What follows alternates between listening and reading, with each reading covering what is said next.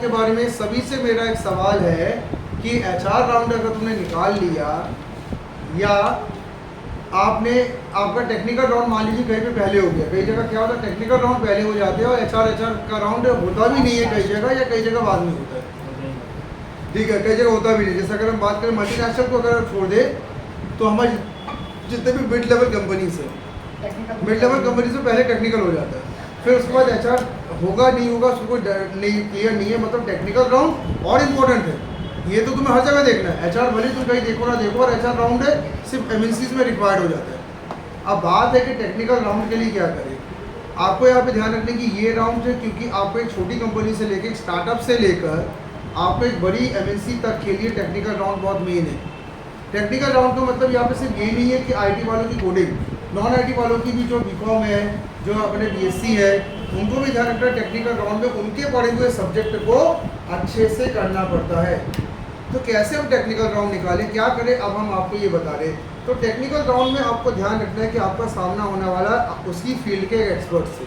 IT का है तो आईटी एक्सपर्ट, मैनेजमेंट का है तो एमबीए का एक्सपर्ट आ जाएगा, ठीक है। उसी तरह के साइंस का तो साइंस का एक्सपर्ट आ जाएगा। सबसे पहले आपको ध्यान रखना है कि टेक्निकल राउंड में एक्सपर्ट्स के साथ आपका सामना होने वाला है, ठीक है। और एक्सपर्ट वह व्यक्ति होता है जिसका बहुत सालों से उस फील्ड में काम करने का नॉलेज है, और कंपनी उसको इसलिए हायर करती है कि कंपनी ये नहीं चाहती है कि हमें नॉन क्वालिफाइड पर्सन से अपने टीम में बैठाने पड़े।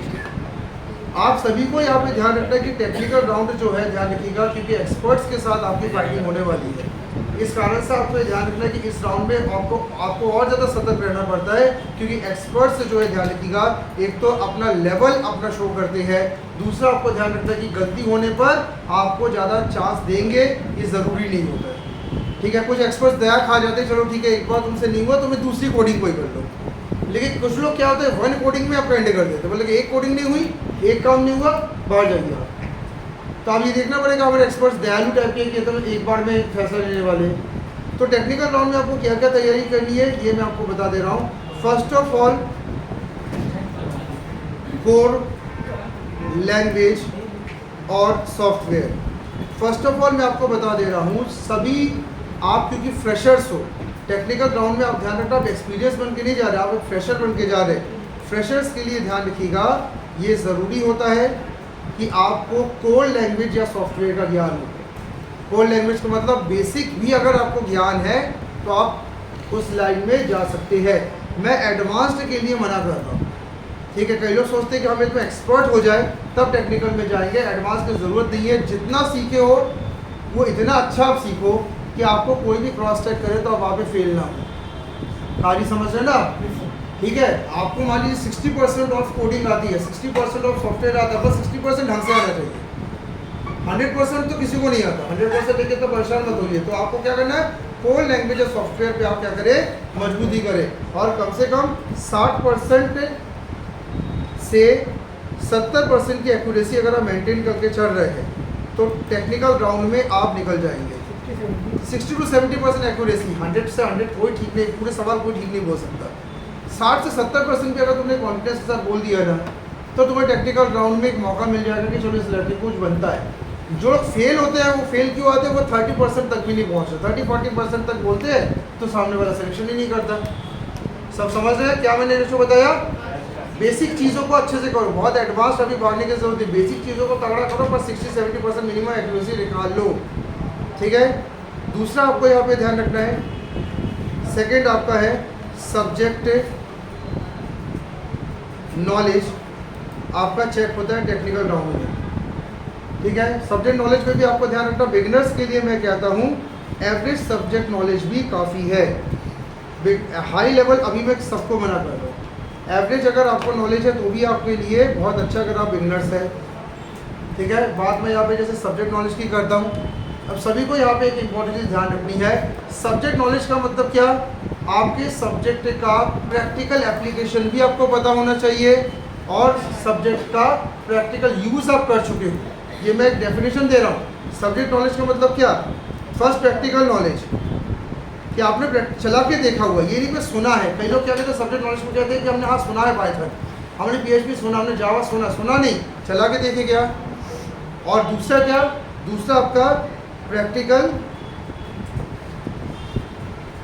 यूज, कहाँ यूज हो रहा है वो चीज़, पाइथन कहाँ यूज हो रहा है, सर हमने कॉलेज में पढ़ा था, कहते हैं नहीं, हमने कहा यूज कहाँ हो रहा है, बोलेगा सर कॉलेज में पढ़ा था। अरे कॉलेज में पढ़ा था ठीक है, पर यूज कहाँ हो रहा है अब तुम्हें पता ही नहीं। रिएक्ट कहाँ यूज हो रहा है, तुम्हारा PHP कहाँ यूज हो रहा है, तो आपने काम भी किया और आपको यूज भी बताओ कि हाँ सर यहाँ यूज हो रहा है। अगर आप उसका यूज पर कॉन्फिडेंस के साथ बता देंगे तो सामने वाला पर्सन जो है वो समझ जाएगा कि भाई इसको नॉलेज है इस चीज़ का। ठीक है, थर्ड आपको ध्यान रखिएगा, थर्ड आपका है हार्ड स्किल्स। टेक्निकल राउंड ध्यान रखना हार्ड स्किल्स का राउंड है। हार्ड स्किल्स मतलब सीधी सी बात है, जो सीख के आए हो ना उसको अच्छे से कर पाओगे कि नहीं, ये हम आपसे बात कर रहे हैं। ठीक है, हार्ड स्किल्स के बारे में मैं आपको एक चीज़ बता दे रहा हूँ, जो अभी हाल ही में जो बच्चों के साथ आजकल बहुत ज़्यादा दिक्कतें मैं देख पा रहा हूँ। वो क्या देख पा रहा हूँ, हार्ड स्किल्स में बेसिक हार्ड स्किल भी नहीं है। आपने बेसिक हार्ड स्किल तक नहीं आपने उठाया, क्योंकि आपको ध्यान रखना है हार्ड स्किल 3 लेवल के होते हैं, बेसिक, एवरेज और हाई। 90% स्टूडेंट्स के पास बेसिक हार्ड स्किल भी नहीं है, मतलब जो चीज़ वो सीख रहे हैं उसके बारे में कुछ नॉलेज नहीं है, बस पता नहीं कर लिया, डिग्री आ गई और हम उस डिग्री को लेकर निकल पड़े जॉब में, पर हमने उसके बेसिक स्किल तक को नहीं सीखा। तो जिनको ध्यान रखना बेसिक हार्ड स्किल जिनके बहुत ज़्यादा कमज़ोर है, उनका ध्यान रखिएगा, टेक्निकल राउंड कभी नहीं निकलने वाला। कुछ लोग मेहनत करके एवरेज तक पहुंच जाते हैं, ठीक है, एवरेज हार्ड स्किल तक भी कई लोगों को मैंने पहुंचते देखा, पर एवरेज हार्ड स्किल पहुंचने के बाद भी एक जगह इंसान मार खाता है। वो कहाँ पे मार खा जाता है, आपके पास एवरेज हार्ड स्किल्स में भी कॉन्फिडेंस ज़्यादा नहीं रहता है, कि आपको एवरेज तो आता है पर कॉन्फिडेंस उनका लो रहता है, तो वहाँ पे वो टेक्निकल राउंड में बाहर हो गए। आपको ध्यान रखना है कि यहाँ पे बेसिक एवरेज से काम नहीं चलेगा, आपको गुड हार्ड स्किल पे पहुँचना पड़ेगा। मैं बेस्ट नहीं बोल रहा हूँ, मैं गुड कह रहा हूँ। गुड का मतलब ये है कि कम से कम आप कॉन्फिडेंस के साथ आप अपने हार्ड स्किल को शो तो कर सके। ठीक है, आपको यहाँ पे ध्यान रखना है कि दुनिया आजकल गुड के आसपास ज़्यादा घूम रही है, ठीक है, क्योंकि सबको पता है कि गुड को बेस्ट बनाना आसान है। विराट कोहली ध्यान रखिएगा पहले गुड बैट्समैन थे, फिर बेस्ट बैट्समैन बन गए। ठीक है, सचिन तेंदुलकर गुड थे, बेस्ट बन गया, MS धोनी गुड था, बेस्ट बन गया। पर अगर ये एवरेज या पुअर होते ना तो उनको बेस्ट बनाते बनाते समझ में आ जाते उनको। उन्होंने अपने घरेलू क्रिकेट में अच्छा खेला, जैसे शुभमन गिल इस समय काफ़ी नाम आ रहा है, शुभमन गिल ने घरेलू क्रिकेट में अच्छा खेला, उनको सीधे उठा लिया गया अंतर्राष्ट्रीय में, क्योंकि देखा कि इसके पास गुड टैलेंट है तो बेस्ट टैलेंट हम बना लेंगे। लेकिन जो खिलाड़ी एवरेज टैलेंट के साथ चल रहा है उस बेचारे का होता ही नहीं IPL में भी या वनडे में। आप देख पा रहे हैं कई लोग हैं जो एवरेज टैलेंट के साथ चलते हैं। हमारे NBA के भी बहुत खिलाड़ी है, हमारे महाराष्ट्र के कई खिलाड़ी आप देखते हैं कि वो एवरेज टैलेंट के साथ खेल रहे हैं, कई सालों से खेल रहे हैं बेचारे, उनका नेशनल में नहीं होता। कारण क्या, उनका गुड हार्ड स्किल वो नहीं बना पाते। गुड बनाते तो आपका नेशनल पहुँच जाते। तो आपको ध्यान रखना कि गुड हार्ड स्किल पे काम करो, बेसिक एवरेज से काम नहीं चलेगा। और गुड से बेस्ट आपको कंपनी तभी बनाएगी जब गुड तो मिले, ठीक है, और ये हार्ड स्किल आपके काम में दिखना चाहिए। चौथा, टेक्निकल राउंड में देखा जाता है प्रोजेक्ट।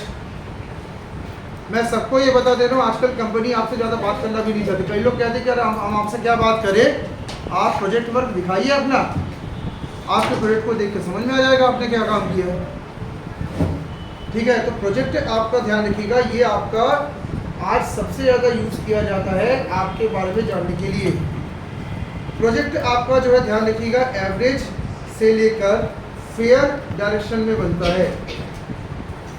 ये ध्यान रखिएगा, प्रोजेक्ट किससे किससे में बन रहा है, एवरेज से लेकर फेयर डायरेक्शन में। मतलब एवरेज प्रोजेक्ट से लेकर अगर आप फेयर प्रोजेक्ट भी बना रहे हो तो कंपनी आप मान सकती है कि चलो आपको काम बनता है।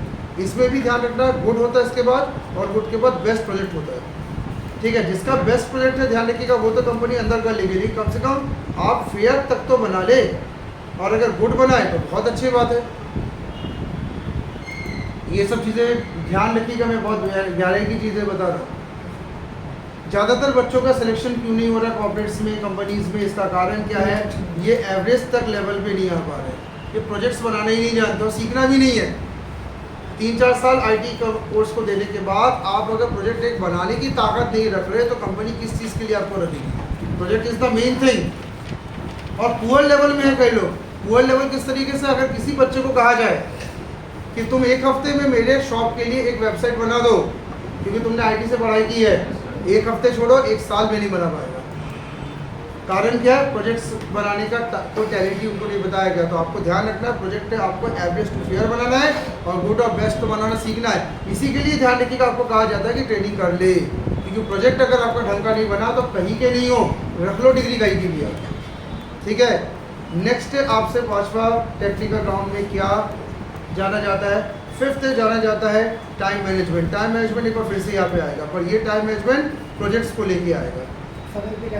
आप कितने समय में प्रोजेक्ट बना के कंप्लीट करके दे रहे हो हमें, इसके लिए आजकल एक टेस्ट होता है। टेस्ट में क्या किया जाता है, आपको एक दिन का समय दिया जाता है एक पेज के लिए, कई बार तो एक दिन में 2 पेज बनाने भी कहा दिया जाता है। आपको कहा 1 डे 2 पेज, ठीक है, एक दिन में 2 पेज, कल सुबह हम मिलेंगे आपसे, ठीक है। यहाँ तक हालत इतनी ख़राब है कि एक दिन में 1 पेज ना बन रहा है, और अगर आपने 24 घंटे में अगर 2 पेज आप खड़ा नहीं कर पाए, इसका मतलब आईटी वाला क्या समझेगा, टेक्निकल राउंड वाला ये समझेगा कि आप में 2 मिस्टेक है। पहला क्या, जब आप पढ़ाई कर रहे थे तो आपने अपना रिपोजिटरी नहीं बनाया। रिपोजिटरी का मतलब है आपने अपने फोल्डर्स नहीं बनाया, जो मैं कई बार बोलता रहता हूँ, ठीक है। कि क्या करने में हमसे कहता हूँ, जब आप ट्रेनिंग ले रहे हो हमसे, कोडिंग करते जाओ, फोल्डर में डालते जाए। उससे क्या होगा, जब प्रोजेक्ट बनाना पड़ेगा तो उसी को लेके बना लेना, उससे टाइम बचेगा ना। स्मार्ट वर्क, जो मैं अभी हार्ड वर्क स्मार्ट वर्क का कॉन्सेप्ट बोल रहा था, स्मार्ट वर्क का कॉन्सेप्ट ही है, फोल्डर में तुम्हारे पास अगर सारी कोडिंग सही रखी है तो तुम आराम से प्रोजेक्ट एक दिन में पूरी वेबसाइट कंप्लीट कर सकते हो। लेकिन जिसके प्रोजेक्ट्स फोल्डर में नहीं रहते, वो दिमाग लगा के गूगल सर्च कर रहा है, यूट्यूब सर्च कर रहा है, दोस्तों से पूछ रहा है, सर से पूछ रहा है, ऐसे करके पता चला आधा पन्ना भी नहीं बना पाया। तो आपको यहाँ पे ध्यान रखना है कि प्रोजेक्ट से के लिए इसलिए कहा जाता है कि इसके लिए आपको क्या क्या करना है। नंबर 1 आपका रिपोजिटरी अच्छा हो, यानी प्रोजेक्ट्स की फाइलें सही रखी हो, और दूसरा आपको ये ध्यान रखना है कि आपकी प्रैक्टिस इतनी अच्छी हो कि आप जल्दी जल्दी प्रोजेक्ट बना सकें। प्रोजेक्ट बनाने की भी प्रैक्टिस होती है, जैसे कई लोग रीजनिंग तेज करने के लिए रीजनिंग मैथ्स सॉल्व करते रहते हैं, इंग्लिश सॉल्व करते हैं। हम कहते हैं प्रोजेक्ट्स के लिए भी आप प्रैक्टिकल्स करें, आप कितनी जल्दी एक फाइल कंप्लीट कर सकते हैं, करिए फटाफट काम। जितनी जल्दी करेंगे उतनी जल्दी क्या होगा, आप उतनी जल्दी किसी को अगर पेज बना के देंगे तो आपको ज़्यादा सैलरी की जॉब मिलेगी, ठीक है। और मुझे ये बताते हुए बहुत हर्ष की बात लगती है कि आप लोग सभी यंग एज वाले, तो यंग एज के लिए तो स्पीड आज कोई मैटर नहीं करता है। मैं ओल्ड एज बच्चे से बात करता तो स्पीड मैटर करता है। ओल्ड एज वाला कह के सर कहाँ चला जाता नहीं है, 40 के हो गए क्या करेंगे। अब यंग एज वाला तो स्पीड मेंटेन कर सकता है, ये हम लोग जानते हैं। आप कितनी भी स्पीड पकड़ सकते हो, बॉडी में पावर है अभी आपकी, बहुत ज़्यादा पावर है ना, ठीक है। चलिए, तो पहले फर्स्ट 5 पॉइंट मैंने बताया, ऑफ कर देना। फिर अगली